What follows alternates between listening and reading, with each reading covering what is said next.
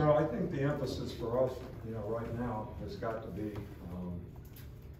are you willing to do what is required to win? And what does that mean? It means every player on the team has got to work hard to be able to become not the player they are right now, but the player they need to be, the player they could be, the player that they could improve to be. And this is a great opportunity in these circumstances for us to be able to persevere from some difficult things, to overcome adversity. I don't think you'd be a great competitor if you can't overcome adversity, because adversity is coming some kind of way. And you should enhance the challenge of what's coming. And this is another challenge, working every day. One of the things that I think makes it a little difficult for the players is this is only our third day in pads, and we've been in shells a couple times, or shoulder pads, a couple, 3 times. But now to scrimmage and try to get the execution when you're going fast, and it's the first time you're getting tackled, first time you're hitting, is not something that we're disappointed in, but certainly areas that we can do a whole lot of improving, which definitely we want to focus on.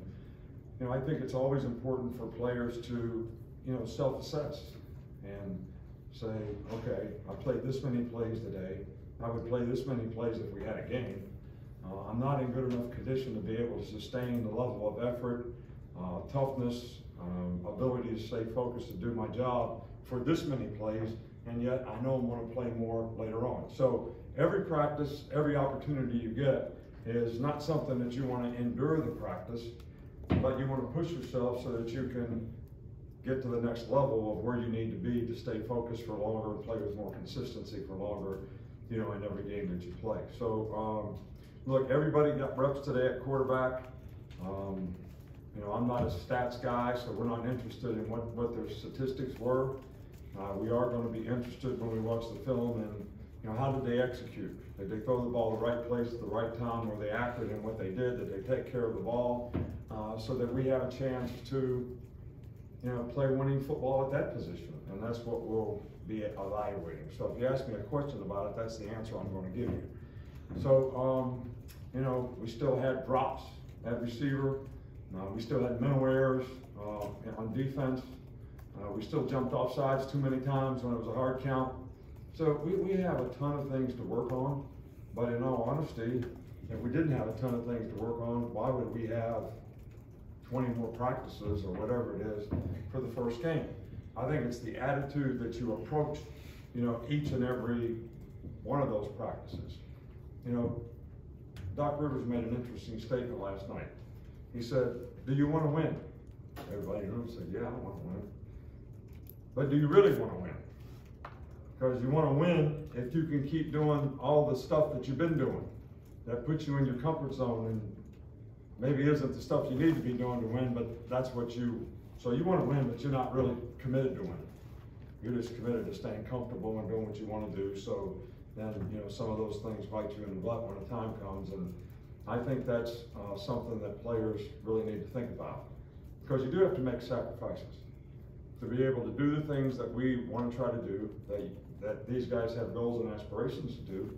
You have to make some sacrifices. You have to invest in yourself in terms of how you sleep, how you rest, how you recover, the habits that you have, how you eat, how you hydrate. I mean, there's all kinds of things that go into what is my level of performance going to be.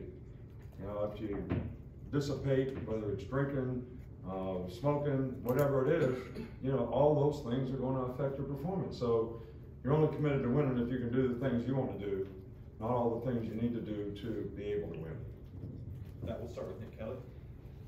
What did you see from the offensive line today? Inconsistent, not enough depth. We had a couple explosive runs, but when you're playing against each other, was the explosive run because of great execution, or was it because of terrible execution on the other side? So until you watch the film, it's kind of hard to evaluate.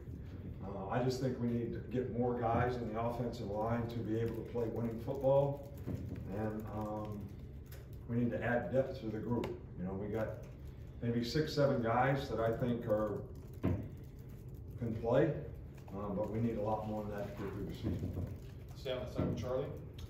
Yeah, Coach, you mentioned the drops at receiver, but what did you see from that group today overall, and how they maybe progressed early in camp? Yeah, well, we made some good plays today too. So, I think that we had some guys make some really good catches. I think the quarterbacks made some really good throws at times. But what is the level of consistency? I mean, if you're a receiver, why do they call you receiver? You're supposed to be able to catch the ball, right? I mean, that's what receiver means. So you should never drop a ball. And, that's something that we got to stay focused on. Stay over there with Matt in the middle. What have you thought about how the defensive line has progressed to this point, and then what you saw from them today? Yeah, I think we have 5 or 6 guys that are playing pretty well. Again, same old thing. We need more people to be able to go out there and play consistently the way you need to play winning football, because that's probably not enough. But Otis has had a really, really good camp. Justin has had a really good camp so far. We're trying to bring some of the other guys along to be able to play. Tim's a little up and down. He needs to be more consistent. So everybody's got something that they can work on, and that's really what we're focused on right now. Push back over to your left, Chase. Question for you about the versatility in the secondary. Who are a few of the guys who have the highest comfort level playing more than one role back there? We got a bunch. We're playing guys all over the place. So, Terrion can play different spots. Cooley can play different spots. Malachi can play just about everywhere. Dale Key can play multiple positions. Trying to develop, Tony Mitchell to be able to play multiple positions. We need to have a lot of guys that can do that. Smitty can play a couple different things. Christian Story can play a couple different things.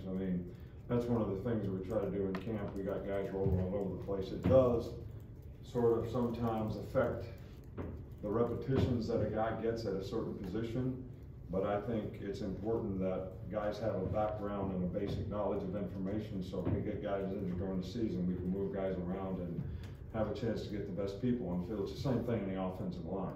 Guys got to be able to play multiple positions. Tony in the middle. What have you seen from Jan Miller's explosiveness as a runner, and how much, progress has he made from year 1 to year 2? Yeah, Jam's got a little, thigh bruise or something, so he's been a little limited for a couple days, but he's working through it. He actually scrimmaged some today. I don't think he was probably 100%, but before he got hurt, he was doing really, really well. And I think, again, running back is, we've got 4 or 5 guys that can play there. The key to the drill is keeping them healthy so that they can continue to develop and progress and complement each other. 2 more, Mike, and then Joe. Just what have been your impression of the 2 summer enrollees at outside linebacker, Keeley and Pierre? They've got to both learn, and they're learning and they're progressing. But those guys weren't here.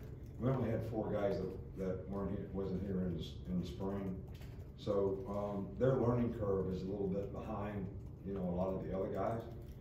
But they have a lot of potential. They have a lot of ability. I just think that, outside linebacker is a position that not very many guys played. When they were in high school, they played defensive end. They rushed up the field all the time. So to teach guys how to play that is a little bit of a work in progress. How do you drop? When do you drop? How do you stand up and play and use your hands? When can you rush up the field and when can you not? So all those things are, things that those guys need to learn. But man, we're happy to have them both here. They got tremendous talent and ability. They got the right attitude and they're working hard. Finish up with Joe. Coach, only a couple days in pads so far, but how would you assess the physicality of the team so far in this early stage of camp? I think you answered your own question. We've got 2 days in pads and 1 scrimmage. So we got some guys that play pretty physical. We got some guys that need to get more physical. But I kind of like what Pete Rose said the other night. Sparky Anderson, he said, was a great manager. And he asked him one time, what's the key to handling players? He says, well, you got to know when to kick them in the ass, You gotta know when to pat them on the ass, and you gotta know when not to say anything. So we're trying to figure that out. But I think I've been kicking them in the ass a little bit more, and I've been patting them on the ass, so we just keep on keeping on.